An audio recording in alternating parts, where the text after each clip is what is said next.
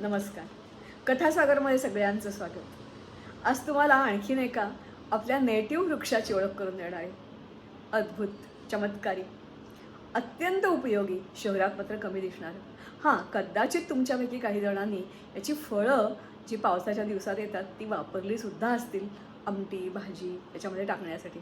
मला ती दिसायची, पण ती काय आहेत हेच माहिती नव्हतं आणि म्हणून मी ती कधी वापरलीच नाहीत. मात्र अशा या झाडांच्या फळाविषयी आज तुम्हाला जेव्हा कळेल तेव्हा तुम्ही नक्की याचा वापर करा.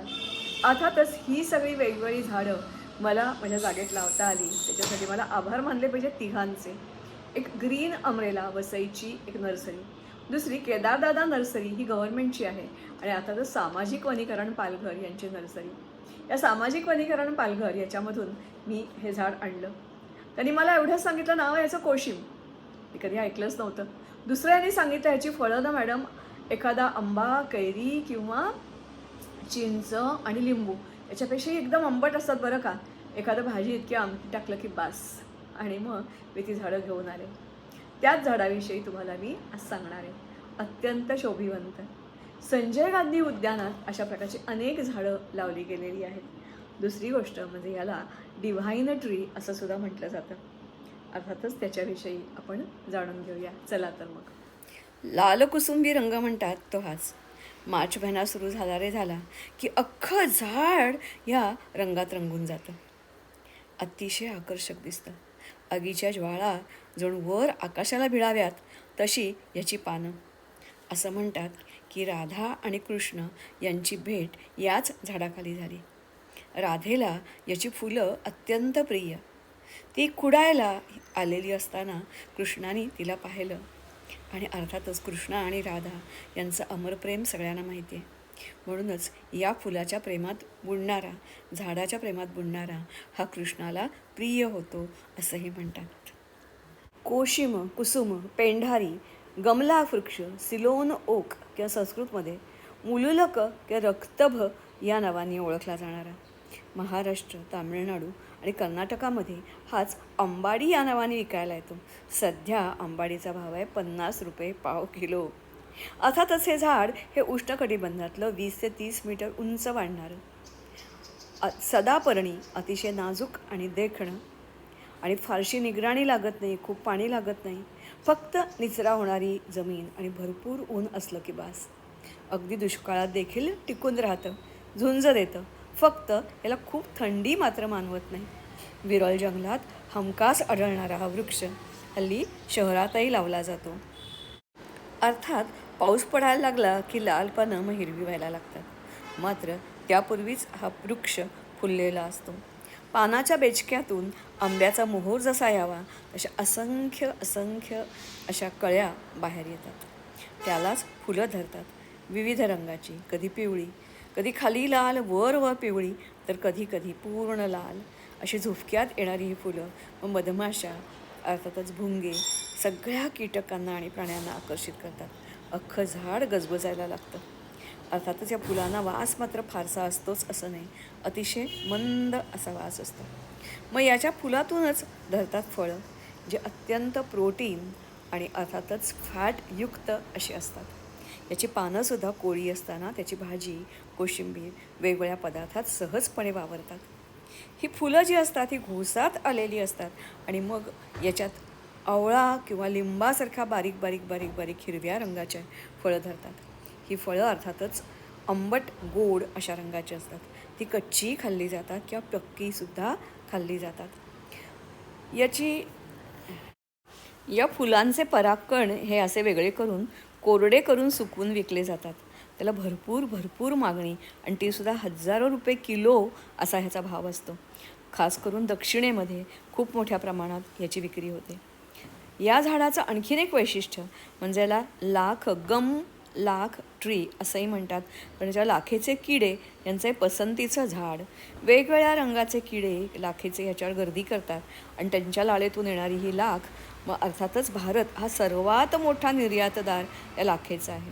मात्र या झाडावरच्या लाखेचं आणखीन एक वैशिष्ट्य म्हणजे हिचा रंग आणि हिचा दर्जा हा इतर झाडांच्या लाखेपेक्षा खूप वेगळा, चांगला आणि मोठा असतो आणि भरपूर किंमत मिळवून देणारा असतो. याची पानं, फुलं, खोड सगळंच खूप आणि खूप औषधी आणि खूप मोलाचं. अशी ही हजारोंच्या संख्येने येणारी, झुपक्यानी येणारी फुलं पावसाच्या सुमारास आपल्या इथे मार्केटमध्ये ती आंबट किंवा आंबट म्हणून विकली जातात आणि भाज्यांमध्ये वापरली जातात. खास करून सिकेपी किंवा सारस्वत लोकात ही प्रिय असतात. मात्र लिंबासारखी दिसणारी, चवीला आंबट आहेत असं वाटणारी, आतून मात्र ही फळं खूप वेगळी असतात. ऑरेंज रंगाचा याच्यात एक गर असतो. आंबट गोड गर हा चवीने खातात किंवा त्याची लोणची, कोशिंबीर, सरबत असं बरंच काही बनवतात. अर्थातच या फळाला, फुलांना, पानांना गुरांचा चारा म्हणूनही वापरलं जातं. लात वाढणाऱ्या या झाडाचे उपयोग आपणच शहरी लोकांना समजावून सांगितले पाहिजे आणि ह्याला पॉप्युलर केलं पाहिजे. याच्या आत एक बारीक बी असतं आणि त्या बीपासून अर्थातच तेल बनवतात. हे तेल वंगण जळणासाठी, दिव्या लावण्यासाठी किंवा स्वयंपाकातसुद्धा वापरलं जातं. आयुर्वेदात जसं याचं महत्त्व वर्णन केलं आहे तसंच वैदू लोकांना, आदिवासी भागांना याचा उपयोग आधीच माहिती होता. याची पावडर किंवा तेल हे विविध रोगांवर वापरलं जातं. त्याची पावनाची पावडर करून जखमावर लावली जाते. अल्सर, सूज, पचनास मदत करणं, खाज, केसांची वाढ, लेप्रसी, स्नेक बाईट, हृदयरोग किंवा विष एखादं बहिणलं असेल तर त्यासाठी सुद्धा याचा वापर केला जातो. सांध्यांची दुखी, कफ, मलेरिया, डिसेंट्री अशा विविध विकारांवर याच्यापासून विविध प्रकारची औषधं बनवली जातात. अर्थातच कुंडीतसुद्धा हे झाड वाढतं आणि म्हणून आजकाल मोठा हॉल असेल तर मोठ्या कुंडीत ऊन येण्याच्या ठिकाणी हे झाड मुद्दामून लावलं जातं. आजकाल जंगलातलं हे झाड, विरळ जंगलात आढळणारं, शहरात देखील सुशोभीकरणासाठी किंवा गार्डनमध्ये सुशोभीकरणासाठी वापरलं जातं. नाजूक देखणं सदापर्णी झाड, डेरेदार झाड, याचं लाकूडही लालसर आणि सॉफ्ट असतं. फर्निचर बनवण्यासाठी किंवा कन्स्ट्रक्शनसाठी याचा खूप मोठ्या प्रमाणात वापर केला जातो. असं हे लाख मोलाचं झाड. सामाजिक वनीकरण, कृषी खातं किंवा फॉरेस्ट डिपार्टमेंटच्या नर्सरीमध्ये हे झाड तुम्हाला हमखास मिळेल. मी जरूर घेऊन या. मलाही पालघरच्या सामाजिक वनीकरण नर्सरीनीच हे सुचवलं आणि माझ्यावर खूप मोठे उपकार केले. याची जी फळं आहेत त्याच्यापासून तुम्हीही सरबत बनवा, लोणचं बनवा, खमंग आणि चटपटीत अशी भाजी बनवा आणि अर्थातच तुमच्या पाहुण्यांना खुश करा आणि एकदम वेगळं हटके पदार्थ तुम्ही बनवून सर्वांना खुश करू शकाल. असं हे लाख मोलाचं झाड. आपण पर्यावरणाचं रक्षण करण्यासाठी याला जिथे जमेल तिथे लावूया. या झाडाचं आणखीन एक वैशिष्ट्य म्हणजे या झाडाची पानं, फुलं आणि फळं ही फुल ऑफ व्हिटॅमिन्स असतात. फॅट आणि प्रोटीन्स असतात हे तुम्हाला मी सांगितलं आहेच आहे. याच्याशिवाय हा वृक्ष म्हणजे युरियाची फॅक्टरी असते. असे जर वृक्ष तुमच्या शेतात असतील तर तुमच्या शेताला युरिया कमी द्यावा लागतो, युरियावरचा खर्च वाचतो, कारण याच्या मुळावर भरपूर गाठी असतात. तेव्हा असा हा वृक्ष तुम्हाला जर तुमच्या गावामध्ये बाग असेल किंवा रस्ते असतील, मोठमोठे रस्त्यांच्याकडे रिकामी जागा असेल किंवा रिकामी जागा एखादा कोपरा पडलेला असेल त्या ठिकाणी जरूर लावा. तेही जर शक्य नसेल तर तुमच्या गॅलरीत, गच्चीत, मोठ्या कुंडीतही तुम्ही हा वृक्ष लावू शकता. खूप उंच होणार नाही पण तुमच्या डोळ्याला अत्यंत आल्हाददायक आणि त्याचबरोबर मिळणारी फळं तुमच्या घरापुरती तरी नक्कीच उपयोगी होतील. तेव्हा चला तर मग कुसुम किंवा ज्याला म्हणतात कोशिम किंवा संस्कृतमध्ये म्हणतात रक्तभ्र, मुलुलक, त्याचबरोबर गमलाख ट्री, सिलोन ओक, विविध नावाने ओळखलं जाणारं झाड जरूर लावा. नमस्कार, धन्यवाद. अशी ही सगळी झाडं, त्यांची वृक्षसंपदा म्हणते मी, झाडं नाही म्हणत, ती बघण्यासाठी जरूर विनायक फार्मवर या. त्याचबरोबर ह्या सगळे व्हिडिओज तुम्ही तुमच्या मुलाबाळांना, तरुण पिढीला सुपूर्त करा.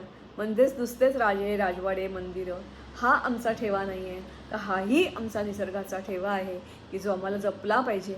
जो निसर्ग आता अस्तंगत होतो आहे, झाडं आहेत म्हणून आपण आहोत. तेव्हा चला तर मग या कुसुमाला आपल्या घरी आणूया. नमस्कार, धन्यवाद. शेअर करा, सबस्क्राईब करा, फॉलो करा.